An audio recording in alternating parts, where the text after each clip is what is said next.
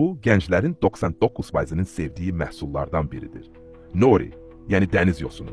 Amma sən onun necə istehsal olunduğunu bilirdinmi? Hər səhər işçilər 2 dəfə dənizə çıxır, xüsusi torların köməyi ilə təzə dəniz yosunlarını toplayırlar. Sonra onları limana gətirir, böyük kisələrə yığır və zavoda daşıyırlar. Zavodda yosunlar böyük çənlərə düşür, orada təmizlənir və qoxusu aradan qaldırılır. Bunun üçün sənaye kimyəvi maddələrindən istifadə olunur. Axı yosunlar təkcə yapışqan deyil, həm də kifayət qədər pis qoxuya malikdir. Daha sonra onları xırdalayır, yenidən yuyur, qarışıqlardan süzür və xüsusi formalara göndərirlər.